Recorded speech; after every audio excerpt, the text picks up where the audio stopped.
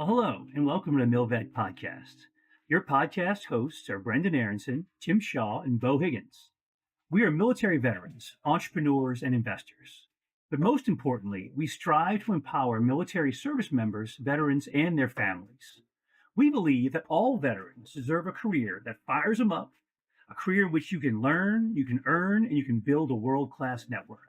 On this podcast, we interview civilian and military veteran leaders who are incredible founders, writers, thinkers, and investors. My primary goal is to inspire you to achieve great things. Let's dive into today's episode. Well, hello, and welcome to another edition of the MilVet Podcast. Great pleasure to be joined by a friend of mine and fellow Marine, Ryan Heritage. For those that may not be familiar with the MilVet is an executive platform that provides veterans the opportunity to get opportunities to find jobs within the private equity and venture capital space. If you're interested in that space or want to learn more, I encourage you to check out TheMilVet.org, sign up for our newsletter, check out our awesome podcasts, check out jobs we have available. Our job board updates every week. So I encourage you to check that out. But today we're here with Ryan, and great to hear his transition story. But Ryan, welcome to the show and give us a little bit about what you're up to these days, man. Well, first, great to see you, Beau, and really appreciate the opportunity. Of course, all the help along the way. So I'm actually sitting in the Center for Strategic and International Studies, so think tank here in DC. And so, and I say that just because it's informs sort of the portfolio approach in which I'm establishing and walking down. So I have a couple of companies in which I've signed on for consulting, and then there's a couple of advisory boards as well that I've agreed to, and all of which have been announced, as well as, so I think two for-profit and then one nonprofit as well. So, just again, exploring the portfolio, establish my own LLC to help in that journey. But it's the work, as I mentioned before, the work is starting to pay off. So starting to see the fruits of the labor. That's awesome. No, and I'm excited to talk about your transition and what you're doing these days. I think it is very relevant to a lot of the folks that watch the podcast that want to get into this space. But before we get to what you're doing now more, let's back it all the way up to the beginning. And obviously, we served together in the Marine Corps. But what was your spark to join the Marine Corps back in the day? How did it ever get on your radar in the first place? And what was kind of the impetus to get it all going back, years ago? So this is going to sound corny, but I could name the month. It was December. I was in fourth grade, and I was sitting in our house in Massachusetts. Snow was coming down, and I was watching the Sands of Iwo Jima. I know that's corny, but that was it. It hooked me, and I knew I wanted to be a Marine. And then, as got into high school and started talking to recruiters and OSO and all that, I felt I was not mature enough wasn't ready for the boot camp experience. So pursued the college piece and then joined NROTC at George Washington University. And still with the same passion, knew I wanted to be on the infantry side. Managed to do that. Had a great time at IOC. So hats off to the young lieutenants who are going through that. Not sure I could do that at this age. But did just over 20 years, probably 20 years in and out of on the infantry side, from the platoon up to regimental level. Finished up with regimental command there along with you down at 6th Marine Regiment. Had an absolute blast. But it was a time when I deployed to Iraq and I was a current operations officer. I met and became mentored by then Colonel Stewart, Vince Stewart. And when he left, he then got promoted to 1-star brigadier general, and then he was selected to take over MAR 4 Cyber. So back in probably there 2011, 12 timeframe in there. I think took it over from General Nally. And so I was in command at 6th Marine Regiment, and I got a call. And General Stewart is like, "Hey, you're coming up to Fort Meade, join me doing in cyber." I couldn't spell cyber and had no idea what that was going to entail. I can tell you nails were dug into the asphalt all the way up to finding out where Fort Meade was. And then came up there, served as his deputy and chief of staff, and really came to love it. It was just fascinating how much really planning and maneuver execution of combined arms. Even back then that we were doing in that space, and we were still standing it up, still learning, still applying names to the teams that are in existence today. He left there, and then General O'Donoghue came in, and then I served with him for about 6-7 months, and then moved on to the Pentagon. So that was my entry into the cyber domain, and again, really fell in love with it. I did a tour at the Pentagon, got selected while I was at the Pentagon working at PAE, Programs Analysis, Assessment, and Evaluation. So they're in P&R. And then came back to Cyber Command as a brigadier general, and I was the deputy director for future ops. And so I had the offensive portfolio against then what we were calling the 4+1, at the height of the Cyber Command's entry into the CT world, and Cyber Command was still standing up at the time. Also had all things you think fires, all things in really support to SOF, the compartments, and then readiness and plans, and anything out 96 hours out. And I still tell people today that was the hardest 2 years of my life. We had an isomat in the office. It was a unique experience. Worked there, then selected for and got orders out to MCRD San Diego in the Western Recruiting Region, and did that for almost 3 years, to include about 18 months in COVID, which I wouldn't wish on anybody, trying to recruit and run there. And then from there came back to Marfor Cyber, came back as Major General, took over from Lieutenant General Skirt Glavy. At the same time that we sort of exchanged guidons there for Marfor Cyber, we didn't stand up Marfor Space, but we really put some structure into Marfor Space. So I took over from him, and we really, I'll call it operationalized Marfor Space. And then probably about 6 months, I don't think it was a year after that, we stood up a third command called the Marine Corps Information Command. And so you had one general, an operational commander overseeing space, cyber, and information in support of not only the Marine Corps and the FMF, but also all the joint forces. I was also the cryptologics service component commander, and I was also the commanding general for what's called JTF Ares. And so, wore 5 hats. Is that 5 hats? Wore 4 or 5 hats there, but had an absolute incredible time. The opportunity to integrate platforms, capabilities, people, authorities, resources, on day one in support of everything from a team to meet strategic requirements was a blast. And, I tell folks when we had VIPs visit during my first year or so, I'd tell them, the environment, the command changes probably every 6 to 9 months. Op tempo is different. Our capabilities are different. Skill sets, training is all different. By the time I retired here in June, the changes are daily, both on really the friendly side, but also the adversary side, and obviously the environment. So anyway, turn those commands hats off to Jay Matos, who's absolutely crushing it. And then I went across the street, was originally slated to be chief of staff. They asked General Noxoni right before he changed over, and General Hawk said, "Hey, you want to be the J3?" And I was like, "Absolutely." So I went over there, became the DUROPS for just over a year. It was just over a year, and then retired here effective 1 June. Man, there's so much to unpack here, and Yeah. I'm going to start from the beginning though, because I love the Sands of Iwo Jima story that started it all in 4th grade. It's unique to hear somebody that was that focused at that young age to get in the military. A lot of folks I talked to didn't figure it out till later on. It was almost like they fell into it, or they were in school, or random reasons, or maybe it was a family influence. But to have that, back in the Duke, you can't beat John Wayne, man. That's No, all, undefeated forever. So that's awesome. That's awesome.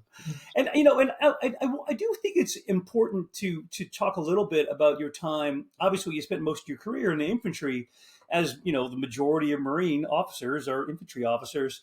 But you made a pretty amazing pivot, obviously, or not amazing pivot, but just a unique pivot from that the infantry world to the intel cyber world. And I have to add, by the way, General Stewart at the time, Captain Stewart was the OPSO at the Second Radio Battalion when I was a second lieutenant. So I've known him since a tanker made it in at that young age, but he was in for a long time. So it's not unprecedented, obviously, but General Stewart was certainly a mentor of mine as well. But I would ask you. I mean, obviously, you had great success in basically two very different MOSs. I'm sure you found commonality in them too. yeah, You talked about that the goal of locating, find, destroy the enemy. It's done a different way, but the same concepts apply for those infantry officers out there, combat arms officers out there that may be watching the show. What would you say were the things that you set you up for success to make that pivot that you got from your infantry time? Because obviously, again, people think they're maybe completely different worlds that they never connect, but I'm sure your experience will say otherwise. I'm just curious, how those experiences in the infantry, set you up for success to be doing something that is, seems way out of the realm of what you would be expected to do as a Marine. yeah. I think it's a great question. I'd probably pin on a couple areas. One, and how do you sound humble, is it's still about people in cyber, and so leadership is absolutely critical in not only professional development of your Marines, sailors, or the Joint Force, but civilians as well. So if you can't lead, and if you can't understand technology at the same time, then that sort of move is probably not for you. And I tell folks, I still have my kids help me with program my iPhone, right? With the help of AI, I can now code. But a year ago, I wasn't going anywhere near that. So I don't say I surrounded myself with great people, because my style of leadership was not to bring in a team, right? I tried to build the team with the Marines that are assigned there and make the best. We be the best team that we could. Even as a colonel at Mar 4 Cyber the first time, and then even more so when I was the deputy director for future ops in the Cyber Command, every week, probably 2 or 3 times a week, I would schedule an hour. I'd close the door, bring in a whiteboard, and bring in technologists, the experts. And either I would throw out a subject and say, hey, teach me about this, or they would come in and say, hey, sir, you need to know about this. And we would walk through it. And that became really apparent. So that the drive, you have to be curious, right? It's not only about outcomes and driving mission and all that. You just have to be curious, both in terms of the people that are teaching you that and how to get them to the next level. But also you have to be curious about the technology and what's coming later. And I think that was key in setting me up for the Mar 4 space piece. Because as much as I was head down talking about cyber, and I understand the relationship between cyber and space, and when you start talking about satellites and the things that the Mar 4 space team was doing, that required a whole nother hour, a couple hours every day, bringing in the space experts and say, okay, break apart a satellite, talk to me about that. Missile defense, where does Space Command fall into that? And now the Space Force. So if you don't have that drive, that curiosity, then you're not going to be on the right foot, especially in today's technology is going. Right, where I think we're on the edge of that technology revolution that folks talk about. Ability to communicate was key at multiple levels. And I think having some street cred on the infantry side to be able to take what we were doing in cyber and then bring that back to the entire MAGTF and sort of explain it.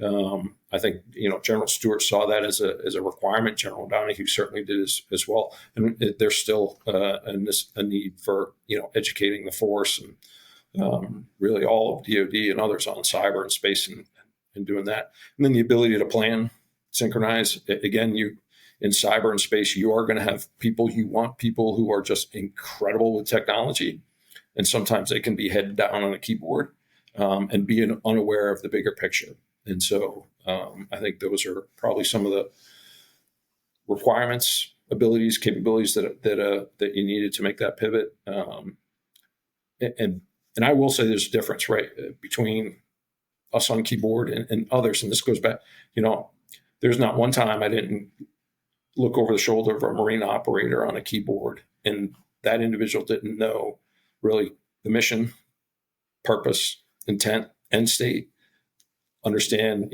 time on target, who's the scheme maneuver. They understood all of that. And so there was just that familiarity with knowing that they had to have a certain level of familiarity with the mission they were supporting, that combat mindset, warrior mindset behind a keyboard, absolutely essential. And I think we do that a little bit differently. I love that. And a couple of things from that I would like to just dissect a little bit too. And one is, I love that you mentioned learn and be curious. I mean, that is a Amazon leadership principle. Yeah. It's something that I saw, whether you're in the military, whether you're in corporate America, that realization that you can't stay still, right? If you're staying stagnant, the world is passing you by. So the need to always, and it's not going to always come to you, to go out there and seek it, right? To seek out, to understand, just to be conversant in these topics. I mean, I remember, again, being at Amazon, there was always some new technology and thing, and trying to keep up with that was critical to being successful. I mean, whether it's a civilian organization, whether it's in the military, but you have to, a lot of that is self-motivation, right? Because the Marine Corps trains you as a lieutenant, and they send you back to school occasionally to refresh you where you're in a formal school, but that's not enough, right? I mean, you have to continue to grow yourself and be willing to push yourself to learn and be curious. So I love that you said that. The other thing I'd love to kind of maybe pull a little bit more, the thread on a little more is, I think there's a tendency, like grunts in particular, cyber, intel. I mean, I was an intel guy, so they're like, we don't need you, but you're secondary citizen. And certainly that has changed over time, right? I think the infantry is much more reliant on the technology that the intel brings. We've always wanted to be intel driving operations. I think more than ever, that's probably happening today.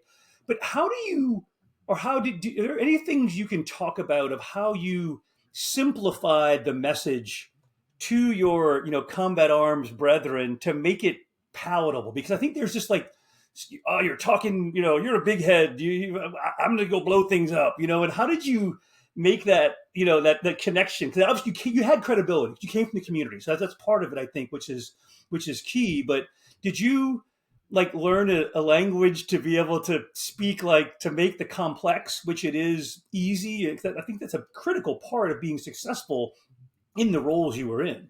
Yeah, I think a couple of things, and I would bring comm into it as well. So as much as you talked about intel and cyber, the communication, right? What I saw in a lot of units at different levels is the 2, the 3, and the 6, not necessarily all on the same page or integrated. In some commands, I saw the 6, and this is on the infantry side, the 6 wasn't, they're on the outside of the tent. I'm like, they need to be on the inside, right? This is more than just about, can you talk other comms up? And that's where you start to have the conversations about the cyber domain. When I would visit at More for Cyber, I would visit 29 Palms, and one of the initiatives that we're trying to work with Training Command and Training Education Command was, how do you create an all-domain training environment? And I would say from the floor to space. And we could fill really all of those domains with capability, and if not capability, with authorities, and we could certainly enable the planning.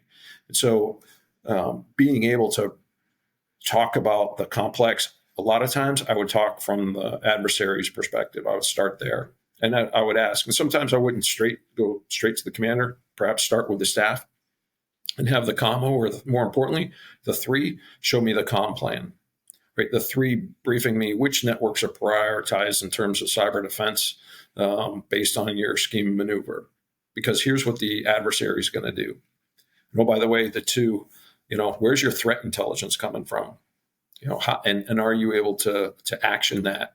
And then what's your access back to the commander so that he can, make adjustments or make the decisions that he needs to? Because ultimately, it still is about decision advantage, right? And how are we maintaining that?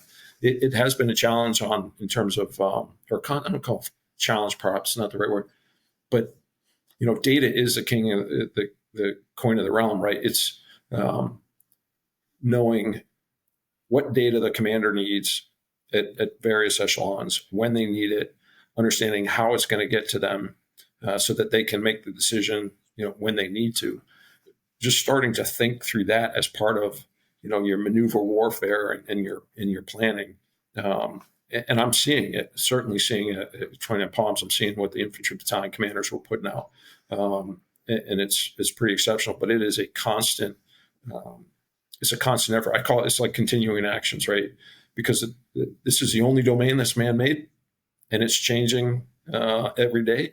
Like the metaphor somebody used today is like on the Navy side, right? You sail from the Atlantic to the Pacific, but all of a sudden the properties of water in the Pacific are completely different.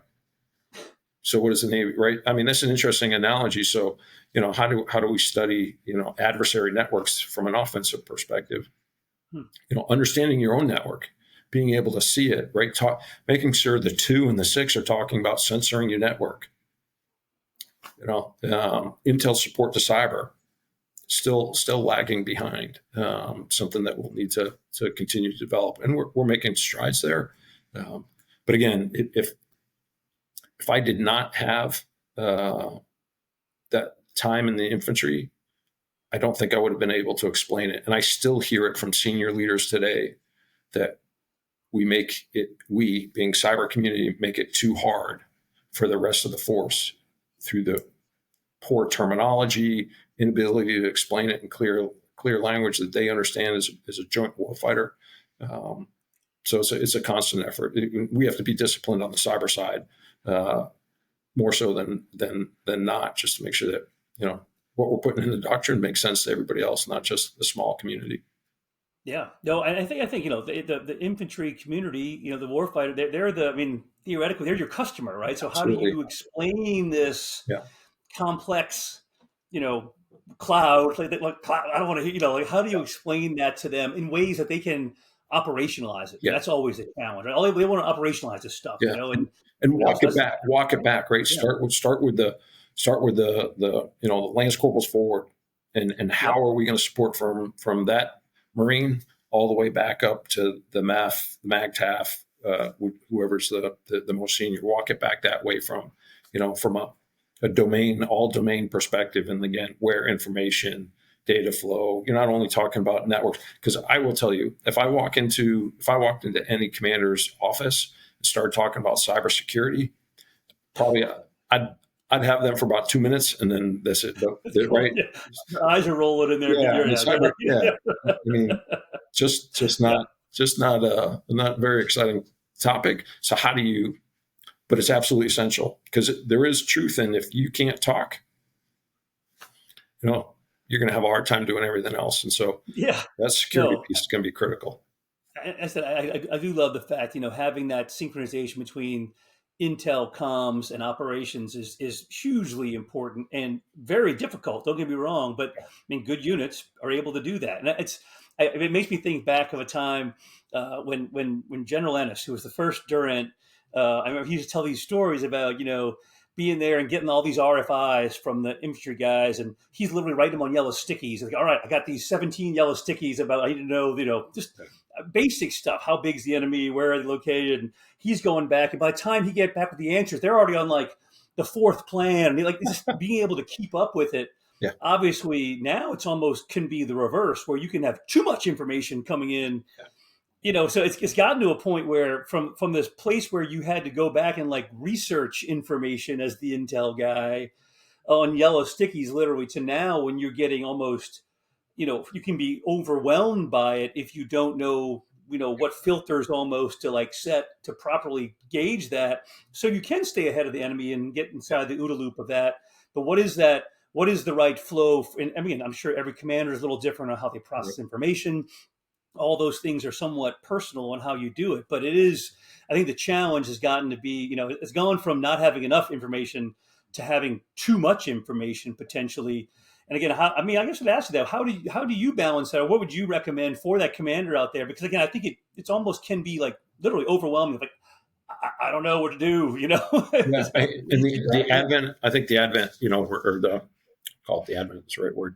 Um, the integration use of AI is making that problem worse and better at the same time, right? Mm-hmm. And so I still think that the PIRs and CCIRs absolutely necessary, but how do you write those in to an algorithm, right? How do you then translate that so that when you have those capabilities that are filtering all of that information into a COC, hopefully then it will show that it'll help that commander manage that data flow more effectively. We can have a whole separate conversation on how what is the trust of that data, but that's a different conversation. But that's how I'm thinking about it now. Is those are still important, but there are systems now being written, being developed that'll help that commander. And the importance there is just how do we then push that to the edge, right? So because we talk about all that information coming into the commander, what about the team leaders now? Right, we think about operating in an incredibly distributed environment, decentralized environment, in which you have team leaders that are equipped with all sorts of the latest technology, making them more lethal than ever. They're going to be under the same challenge, right? And all that data coming in, and so how do you manage? How does he or she manage all of that as well? So yeah, there's going to be challenges at echelon. Again, just constant training to it and making places like 29 Palms all in the main, that'll continue to be a priority. What's your take? I'm curious. I had General Gruen on the show, a few months back, and we talked about AI a bunch. Obviously, that's kind of his baby in these days. I mean, he laid it out pretty clearly that DoD has not been overly embraced AI yet for a variety of reasons, and I understand there's policy behind it, and is it good data? I mean, what's your take on how is DoD utilizing AI today, and maybe where that's headed? I mean, because you're in these discussions, obviously. What is maybe is it doing a good job of it? Is it not? What's the future? How do we do it better? So that, the president's AI action implementation plan. I think that's really, really a fantastic sort of strategy document. Even though, and it does go to the level of signing, Department of Defense certain responsibilities and all that. And from that, I know that the director for the Office of National Cybersecurity is working on a strategy as well, and Secretary Hegseth is working on a NDS. It's got to start there. We have to have a strategy, and so without a strategy, we're going to, every service is going to do something a little different. I know the CIO and the chief data officer and AI officer, they're working on it. But until we have a clear strategy and policy and processes, and not to slow it down, that's one thing I don't want us to get slowed by the bureaucracy of creating that. So, I mean, 85% solution, let's get going. Because like you said, industry's not going to wait for us. And neither are the adversaries. And so we have pockets of excellence doing that a lot. We saw that a lot up in Cyber Command in particular. They had Task Force Zero, Cyber National Mission Force, right, and Task Force AI and that sort of thing. And you can see the possibilities out there. What was lagging was the strategy and the organization, and in some respect, the resources to then actually implement and take it on and move. To your point, there's conversations about risk. How much do you trust the data? So where are you applying it? But all that should be in the policy process. And again, it's just got to come fast. I love where we're going in terms of acquisition, called deregulation, removal essentially of the FAR, and how that's implemented. Those are all significant changes that will help us get there. But of course, we've got to go faster. I have a choice. I've watched different organizations, pockets of excellence, but they're all doing it a little bit differently. And that may not necessarily be a bad thing, but we should all have one shared vision. And I just can't help, as an outsider these days, just to look at what's happening in places like Ukraine and just Oh, yeah. it's insane how quickly that battlefield changes. It feels like monthly there's new use. I mean, it's just like, Yeah. I don't know how you keep up. I mean, it's just crazy. Hopefully, we're learning from that. I'm sure there's lessons learned being put. But it's like it's new lessons learned like every week, every day, maybe. I mean, that's the challenge, right? I would assume. Yeah. Yeah. I mean, it's it's a innovation center of the world right now. Yeah. Battlefields of Ukraine, and we're learning lessons there. So are our adversaries. Yeah. And then how do you apply it to an Indo-Pacific theater? I think those will add additional challenges. I've listened to some of the lessons where it's out of Ukraine examples where you actually had husband and wife team. One's flying and employing the drone, and the other one's back at home making the changes based on the lessons that the one's fighting it with. I mean, in real time. Yeah. In real time. That's crazy. So That's crazy. that how do you do that at scale? How do you do that in Indo-Pacific when you're fighting? You're in the away game. Yeah. That'll certainly be a challenge. But standing up innovation centers, continuing to resource them, decentralizing a lot of that, pushing as much of the power authority to innovate down as you can. Which again starts with a strategy. I'm going to back up a little bit and talk a little more about just transition, because obviously you recently got out just in June of this year. And because most of the folks that are watching the podcast are folks that are transitioning out or have transitioned out and are interested in getting into the PE, VC, founder, but a lot of that is tech related space. Talk about your transition a little bit, just to share, pros, cons. What would you do differently? I mean, obviously, as a general, it's a little different, obviously, but I'm not saying I'm not sure that makes it harder or easier. It just can be a little different. But I'd love to hear your kind of transition story or journey to some degree. So I think I did exactly what I tried to counsel everybody not to do. Is we had an all combatant command exercise. So it was, again, the J3. It was like 10-day exercise, sleeping in my office. It ended on a Wednesday. I went home. I showered. I came in on Thursday. I cleaned out my office. I retired on Friday. The party was on Saturday. Sunday and Monday, I cleaned out base housing, moved half my stuff to Massachusetts, which was a journey all in and of itself. Came back later that week, moved the other half of the stuff into an apartment here in DC, and then took some advice. People said, take time off. For me personally, that was not the right call. So I tried to go fishing with family and things like that. But all I kept thinking about is, now I'm paying 2 mortgages. I have no job, and I'm not really sure exactly what I want to do. And oh, by the way, I've got to develop this thing called a network. And so I did. I was one of those people, and I've talked to a lot of friends and mentors of mine that said, you're an idiot. I'm like, yeah, I am. And I was one of those ones who laid awake at night, just going, what am I going to do? And so that's when I started reaching out to folks like you and your team there and others, and realized I did have a network, but my network that I had established was all about mission, all about work and people and that sort of thing. And so then I had to just start building that, and a lot of calls to folks like you and your teams, and that led to second or third calls. And I really started with, capturing lessons and a pretty diligent in recording all of those and who I spoke to and when, and then just continued to build upon that. And that helped me sort of map out where I wanted to go, helped me identify what I wanted to do, though I'm still not 100% convinced. And it certainly helped me in my messaging, in how I communicate and all that. And if I'm having an interview, do I do an interview? Several folks said, don't do the resume, spamming the resume out and that sort of thing. First, I had to have a LinkedIn presence. So obviously, given my work, I didn't have one before. So that was step one. That's been a journey in and of itself. But developing out that, a lot of people helping me along the way. I did do the resume, sort of sent it out. For me, it was as much a drill than anything else. It helped me craft the resume, go over and over the resume, trying to shape it for each company that I was applying to. So that was helpful. Things that surprised me a little bit were, you don't get called back, right? No responses.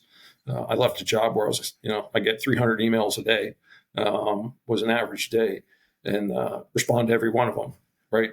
Maybe not that same day, but that's what your job was. And so a little bit of understanding the culture was good, good lesson. But I still meet people today, and two things that have really I've really been pleased with is, one, I have never called or sent an email to somebody that didn't say they wouldn't help. They didn't have time. That's been fantastic. And so I've taken that's a pay forward. So anybody who listens to this, wants time, sure, I'll absolutely pay forward and give that back.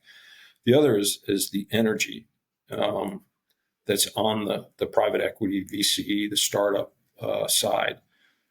And it shows my ignorance on the cyber command side. So I sat on one side of the table, said, here's my requirement, and go do and bring it back when you're ready. Again, I'll go back to sort of where this department is going. Boy, we've got to fix that. There is so much energy, so much capability, so much innovation, and great work being done. We've got to close that time. We've got to break down those barriers and get that moving in the right direction, so that we can, truly get us to where we need to be for the future. And so that's been fantastic. I mentioned before, I got invited to an investors meeting by a venture capital last week. I'm not investing in anything. It's a relationship that I established with the CEO and his team. They invited me. All I did is I sat in the back, just took notes, learning what I can about business. So I'm trying to bring that sense of curiosity, the feeling, the curiosity and that I had on the inside, and bring that out. Okay, talk to me about business. How are you organized? How do you run? What is it? What are the roles of a CEO? Learn quite quickly. Don't try to equate your role.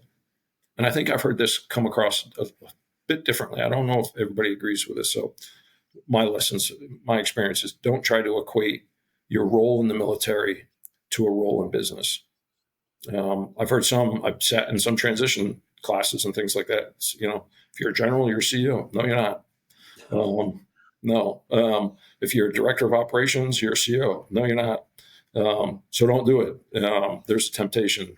Whether you're filling out, I had to learn what a CV is, curriculum vitae versus a resume. So that gives everybody your audience.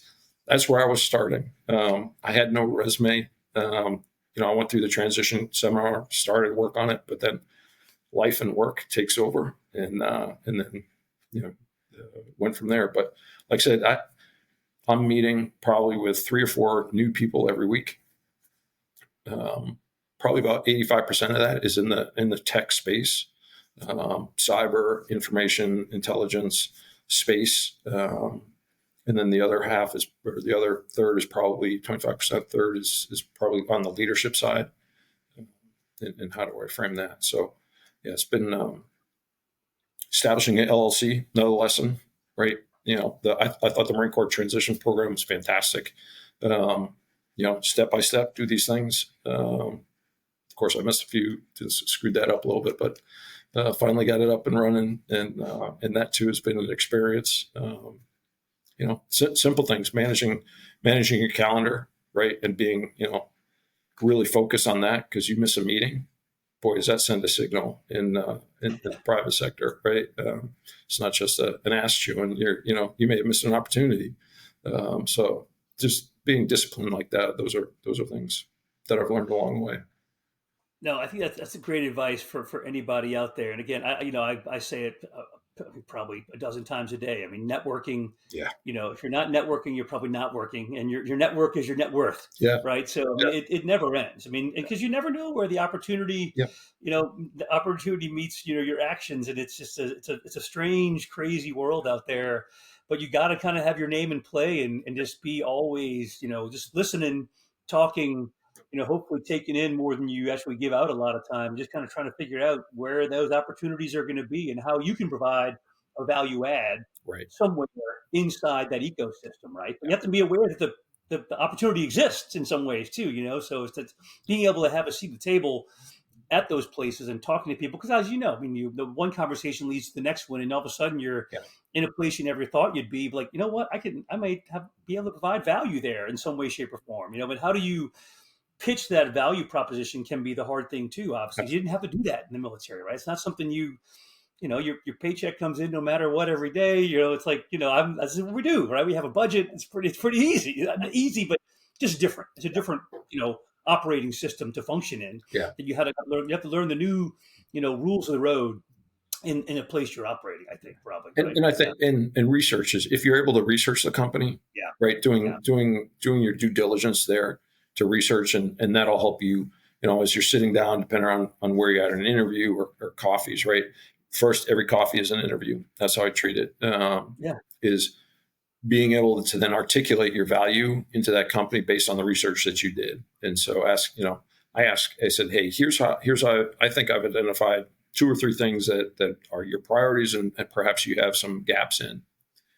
Here's how I could fill, one of them or 2 of them. And that usually generates a little bit of conversation. To your point is, only there's been a few occasions where you have that first initial meeting and there's an offer right there. But a lot of times it's connect you to somebody else and it's the third one down the line, or you get a call out of the blue because they talked to somebody. Hey, I haven't met you, but I talked to John. He said, you might have what I need. You want to get a coffee. So I do consider myself a professional, at least semi-professional coffee drinker here in DC. So yeah, and for on the tech side, I will tell you, wow, DC and DMV, obviously, folks probably recognize that it's humming, right? If you want to be in the defense tech forum, you can't go wrong by spending some time here in DC and Northern Virginia area for sure. Yeah, it's an amazing time. Again, being where we sit, just to see the number of companies that are, standing up, have ideas. But the challenge, I think you articulated it pretty well, is, the DoD can move slowly, right? And in the VCP world, they want to move fast. I mean, any thoughts? I mean, you've only not that you've been in this specific space, in the retired space in it for a handful of months. But how do we close that gap? I mean, have you seen things that are opportunities for us to make sure we are staying ahead of our adversaries? Because again, I think that a lot of times the technology is there and the demand is there, but it just seems like it just takes again, you blame the procurement system, wherever it is, but there seems to be a lag in that. And how do we bring those two together? This extreme startup mindset and this bureaucracy, or at least perceived bureaucracy of DoD. I mean, what have you seen in the last few months that maybe gives you hope that it could change? I don't know. I mean, I was at the AUSA opening, and the Army Secretary came out, and he's got a VC background, and the energy coming out of there. And then, that's great. Now watching the policies change and creating conditions where that can actually happen, sort of that groundwork has to happen. I think the things that we're doing now with, sending Marines not only to universities but into those fellowships, right? If you send them into a VC world, into the startup, into the sort of the innovation, beyond MIU, beyond DIU, those types of things. I think MIUs are, what a great example. How do you leverage the reserve even more so now? A lot of them have that experience in bringing them on. We used to bring them on for the cyber side. Boy, maybe we should have brought them on the innovation side, right? And said, okay, hey, how do I bring this capability? Had more of those conversations as opposed to, hey, I need more of your cyber expertise to help build out this team and do this thing. No, I need your business expertise. How do I identify this requirement? You know what? How do I write this requirement so that industry understands my problem and do so in 1 page as opposed to 25 pages that they, is not helpful really to them. So, and again, what we're seeing out of Department of War right now and breaking down those hurdles, federal acquisition hurdles and all that will speed it up. So fingers crossed, I think we're moving in the right direction just a little bit more time will tell. I hope you're right. I'm excited about it. Well, Yeah. I know you're a busy man out there, and this has been super insightful for me, and hopefully for the audience as well.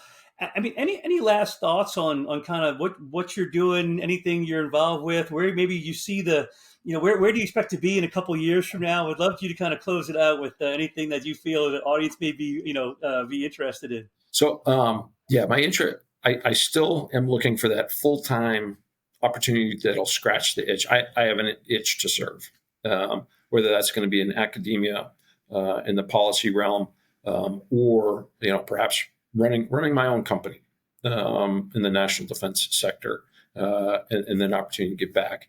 So I'm still on the search for that. I believe wholeheartedly in sort of the cracked window philosophy. I'm an advisor on a couple of boards, and one in particular, a company CEO is just phenomenal. She is just, she's just great, and her teams. When you find those companies, again, thinking through opportunities and how do you bring that value to them to become a member of their team is really important. So, but I'm not writing myself out of the policy game. I am still passionate about cyber and obviously the defense portion. So we'll see how it goes. Like I said, I'll keep working. I will, shout out to you and the MilVet organization and really all the mentors and help that I've had along the way. It's been a journey, but I've had some fun and I've learned a ton. That's awesome. Well, hey, thank you again for the time. I appreciate it so much. I really do think your journey is unique from a guy that was watching Sands of Iwo Jima to being an expert, or at least more than most on cyber and AI and the merge of all the intel that's out there these days. And I know that I expect great things from you in time. So thanks again for being on the show, Ryan, and hope our paths cross again soon, man. Thanks, Beau. Right.